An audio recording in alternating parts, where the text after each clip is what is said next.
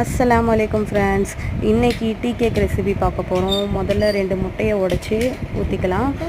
முட்டையில் அந்த white partition இல்லாத மாதிரி பார்த்துக்கோங்க. அதுக்கப்புறமா இப்போது வெனிலா எசன்ஸ் அந்த பாட்டில் மூடியில் ஒரு முடி போட்டிருக்கேன் நான்.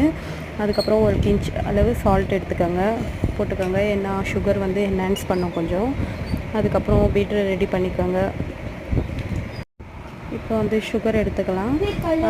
இப்போ சுகர் 175 கிராம்ஸ் சுகர் எடுத்துக்கேன் நான். பவுடர் சுகர் தான் எடுக்கணும் கன்ஃபார்மாக. ஏன்னா கீழே நம்ம எவ்வளோ தான் பிளெண்ட் பண்ணாலும் கீழே கொஞ்சம் நின்றுடும். அதனால் பவுடர் சுகர். இப்போ பைனாப்பிள் எசன்ஸ் அந்த மூடியில் ஒரு ஹாஃப் மூடி அந்த மாதிரி போட்டுக்கோங்க. இப்போ நல்லா பிளெண்ட் பண்ணிக்கோங்க. அந்த ரிப்பன் கன்சிஸ்டன்சிக்கு வர்ற மாதிரி நீங்கள் பார்த்துக்கோங்க. நல்லா பிளெண்ட் பண்ணிக்கோங்க. ஏன்னா எவ்வளோக்கு எவ்வளோ நம்ம நல்லா பிளெண்ட் பண்ணுறோமோ அந்த மாதிரி கேக் நமக்கு ப்ளஃபியாக வரும்.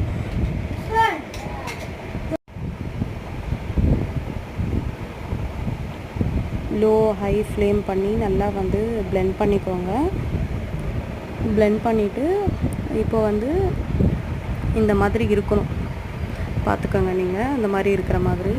அதுக்கப்புறம் பேக்கிங் பவுடரும் கொஞ்சம் எடுத்து வச்சுக்கோங்க.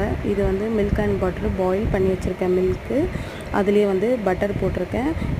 பேக்கிங் பவுடர் எடுத்துக்கோங்க. அங்கே எடுத்து வச்சுருக்கேன் இல்லையா, அந்த அளவுக்கு 175 கிராம் ஆக்கும் மைதா. அதுக்கப்புறம் ஆயில் லாஸ்ட்டாக போட்டுலாம் நிறைய மிக்ஸ் பண்ணக்கூடாது, அதையும் பார்த்துக்கோங்க. 1/2 kgக்கான ரெசிபி இது.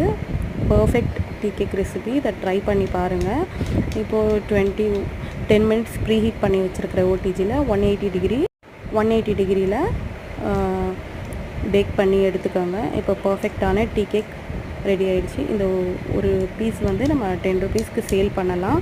நான் இது ஸ்டாலுக்காக தான் ரெடி பண்ணி எடுத்துகிட்டு போகிறேன். நீங்கள் இது ப்ரிசர்வேட்டிவ் சேர்க்காமல் இருக்கிறதால நீங்கள் ஒரு 4 days 5 days வெளியில் வச்சு சாப்பிட்லாம்.